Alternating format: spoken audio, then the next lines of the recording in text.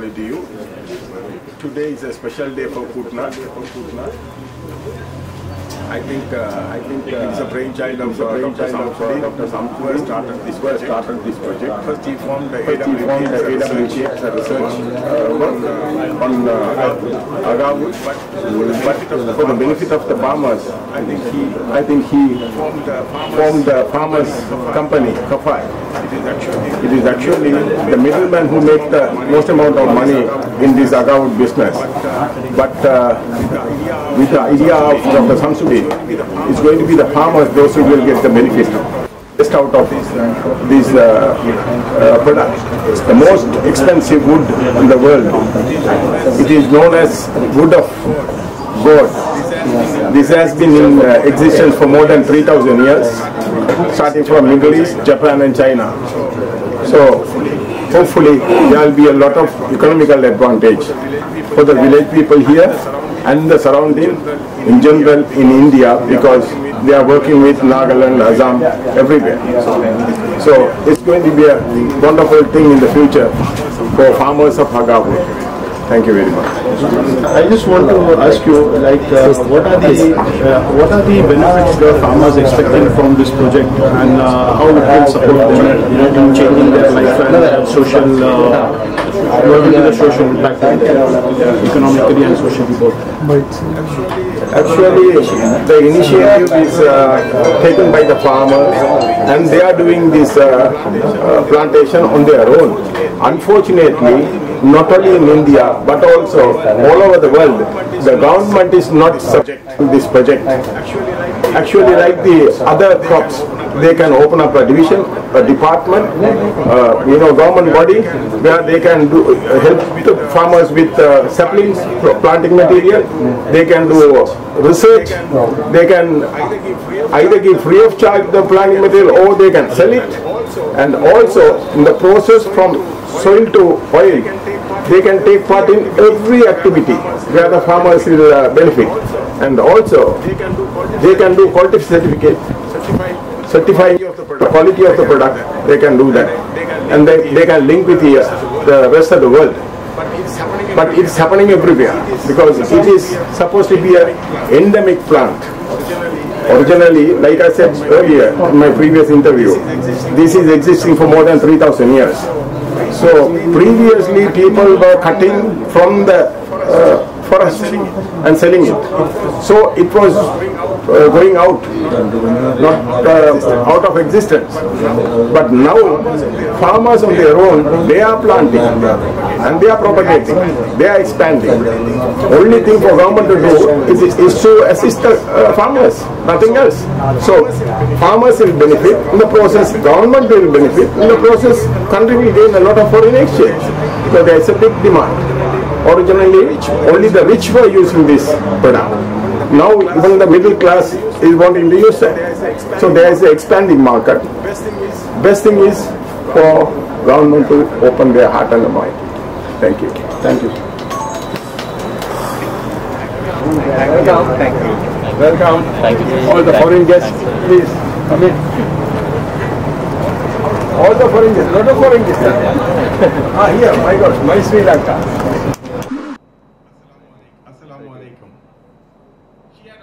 She had already done the job of welcoming everybody, even though she wants me to do a job. It's a great pleasure for me to welcome all our dignitaries.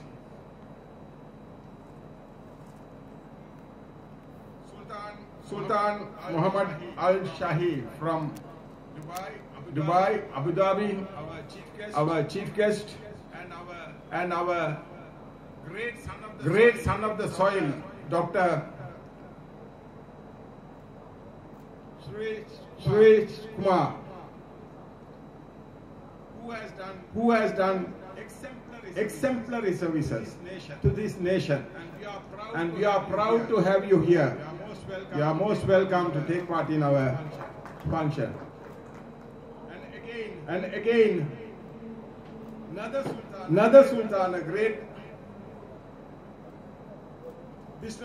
businessman from Dubai, who accompanied our chief guest. You are most welcome, sir. We have pleasure in inviting you and welcoming you. And we welcome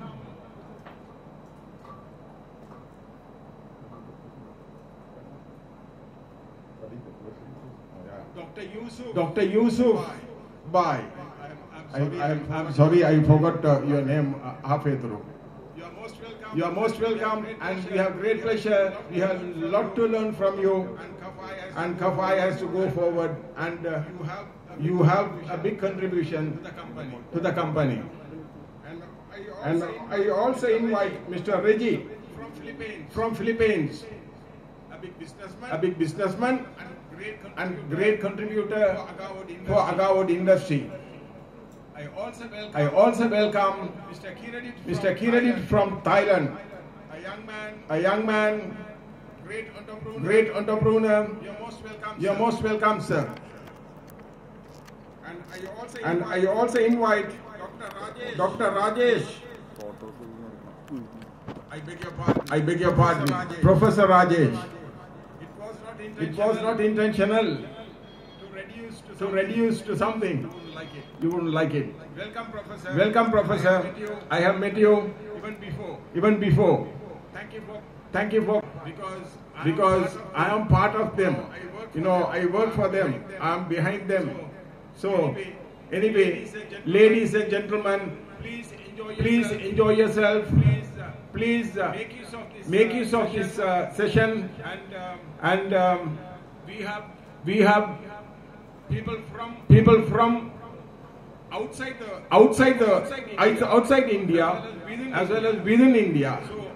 So I didn't say name by name for people those who have come within India. So you're going to excuse me because it will take a long time. If I could invite personally and welcome each and everyone. So thank you very much for coming, and I welcome you all once again, ladies and gentlemen. I'll wind up my welcome speech. The lady has already done it. I'm going to say a few words on Agawad in general worldwide. Also Agawad and AWK Kafai activities worldwide, and also what the industry is lacking from the side of the authorities, not only in India but also from all over the world. As you know, or as you may be not knowing, the lifespan of Agawad. Agawad is in existence for more than 3,000 years. As per some literature, it can be even more. It was known in the Middle East and countries like Japan and China 3,000 years ahead itself. For some countries it is known, like for instance in Sri Lanka, it is known for 444 years. Though the history book says that the Arabs came to Sri Lanka for spices like cardamom, cloves and cinnamon. I was told that they came for this and they found those spices. So that means Arabs were aware of this long before we got to know. In our part of the world, actually this belongs to, we are lucky that Asian countries, we who have this,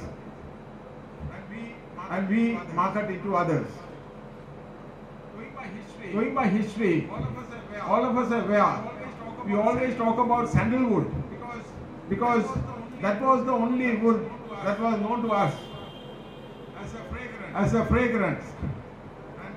And forefathers also told us sandalwood is a very expensive and price-worthy wood, and it is used for various purposes, medicinal as well as religious. But since of late we got to know that there is more expensive wood, even known as wood of God, because it's most of the time connected with all the religions, whether you call it Hinduism or you call it Christianity, whether you call it Islam, you call it any religion. It is widely used in medicinal practices in Ayurveda, Unani, Arabic, Tibetan, Sufi and Chinese.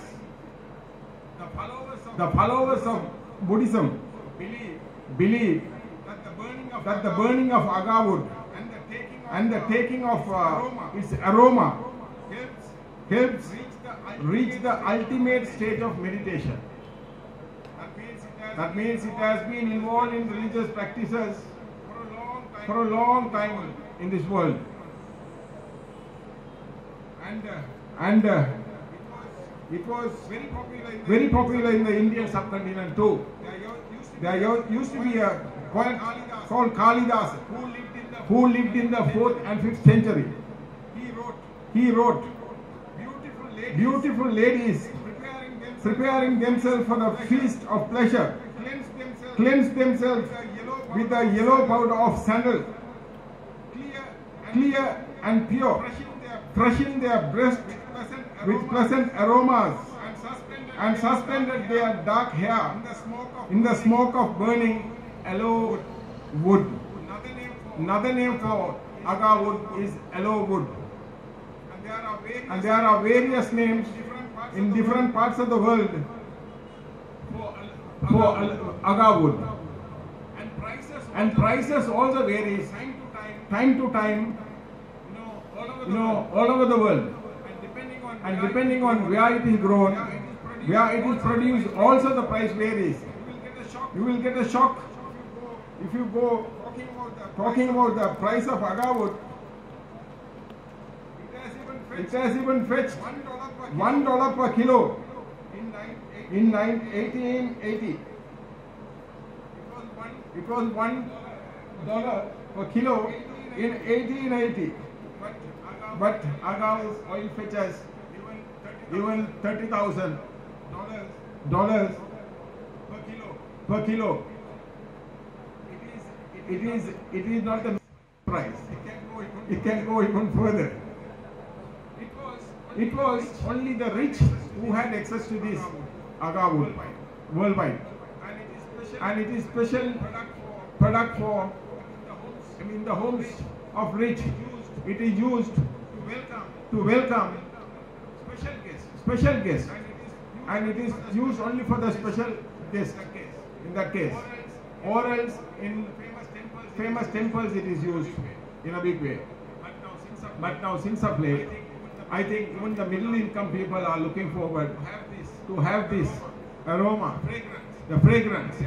And therefore the demand for this is increasing in a big way. Unfortunately, most of the governments have considered or declared it as an endangered or endemic plant. So because of that, most of the countries have banned the export or cutting or processing these plants. But the fact remains, those days, it is true that people harvested this plant from the wild, in the forest. Maybe the land belongs to the government. And they were marketing those products those days. It was endemic at that time, which is true. But now I don't think it is relevant, because private people have started so many plantations privately. Also they are expanding in a big way. So it's high time that all the governments, not only India, everywhere else, they consider removing this ban. Instead, they help and promote winding the plantation of this crop, because it is the most expensive non-wood, non-timber wood, the most expensive one. This we don't realize.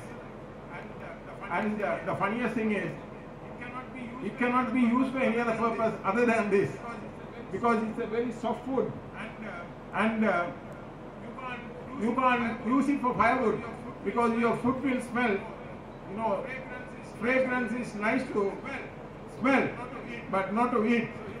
So you can't consume if you use that as a firewood. And so I have a great appeal to the authorities in India as well as world over. That is, that you have to, the authorities, without stopping the farmers, they have to promote planting these trees, and they have to promote and help them with scientific work, like from soil to oil. You start supplying saplings and planting material to the farmers, and using agricultural officials to promote from village to village, because there is a big demand and it's a good revenue to generate foreign exchange for the country. It's very good for the earnings, and especially we are blessed in Asia. We are blessed because, you know, we only have this crop. So when we are short of foreign exchange, this is one way of earning it. January, last week we were in Cambodia. There is big hope, full of agawood, and there is going to be a joint venture there. We already started in Sri Lanka, and he has supplied plants to Morocco, Oman, and so many other countries. So it is not just here in Kerala. It's not in just India. We are widening, we are growing, we are going all over the world. And please wish us and pray for us. And thank you very much for listening to my small speech. Bye for now.